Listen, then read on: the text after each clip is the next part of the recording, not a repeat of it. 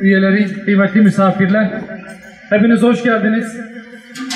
Bir Ramazan iftarı vesilesiyle bizi buluşturan Aksiyat yönetimine teşekkür ediyorum. Sizler iş dünyasının, emeğin ve sermayenin katıştırılarak katma değer ürettiği çok kıymetli insanlarsınız. Son 100 yılın bir yandan emek sömürüsünün, öbür yandan sermaye düşmanlığına dayanan çalkantılı zamanlarını geride bıraktık. Bizler her şeyden önce Müslümanız.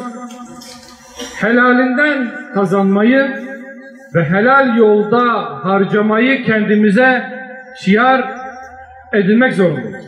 Bu Rabbimizin bize emridir. Ama hepiniz de biliyorsunuz ki sadece sermaye tek başına bir şey ifade etmiyor.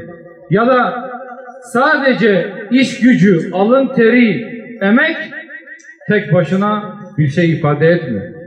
İkisini adil bir şekilde buluşturarak, katma değer üreterek toplumun ekonomik refahına katkı sunmaya çalışmak fevkalade muazzam ve kıymetli bir iş.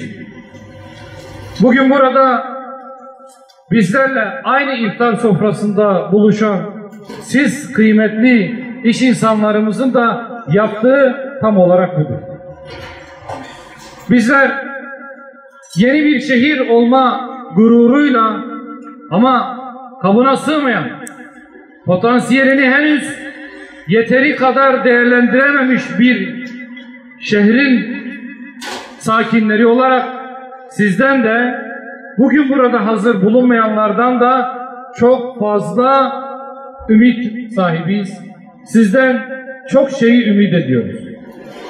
Çünkü maalesef birçok yönüyle övündüğümüz memleketimiz halen işsizlikte ilk sıralarda yer alıyor. Genç işsizlikte maalesef Batman ön sıralarda. Bu makus talihi değiştirmek, bunu dönüştürmek biraz da bizim çabamıza bağlı. Ülkenin içinden geçmiş olduğu ekonomik sıkıntıları hepimiz biliyoruz. Hükümetin uyguladığı ekonomik politikaları hepimiz kendi zaviyemizden zaten hissediyoruz. Ama maharet zaten bütün bunlara rağmen bir başarı hikayesi yazabilmektir. İnşallah sizlerle Batman'ımızın güzide iş insanlarıyla bu başarı hikayesini hep beraber yazmaya talibiz. Bugün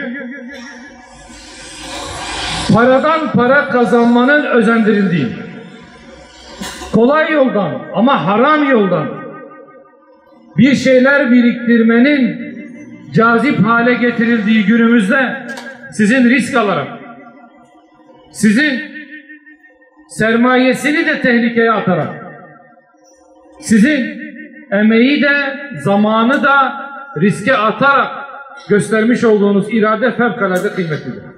Ama bunun sadece sizin gayretinize bağlanması da yanlıştır. Hem merkezi hükümetin hem yerel yönetimin iş insanlarına bu konuda ciddi anlamda destek vermesi gerekiyor.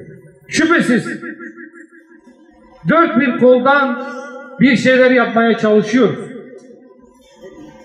Hepinizin de takip ettiği gibi organize sanayi bölgelerinin yeni alanları yavaş yavaş şekillenmeye, arsa tahsisleri yavaş yavaş dağıtılmaya başlandı.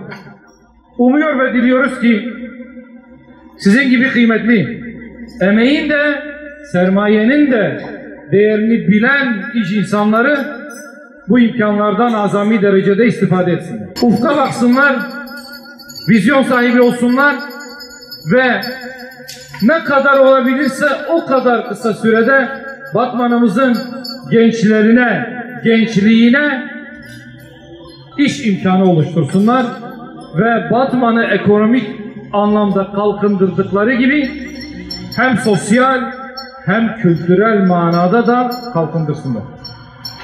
Rabbim emeklerinizi zayi etmesin.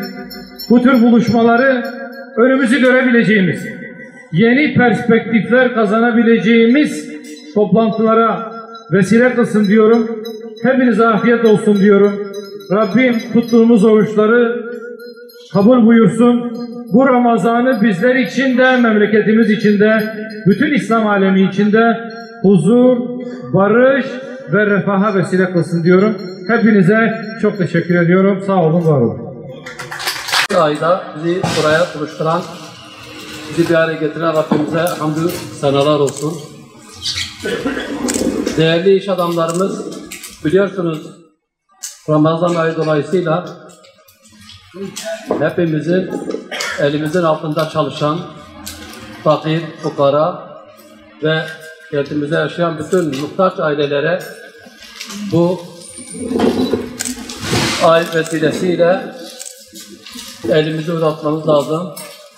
Onlara yardımcı olmamız lazım.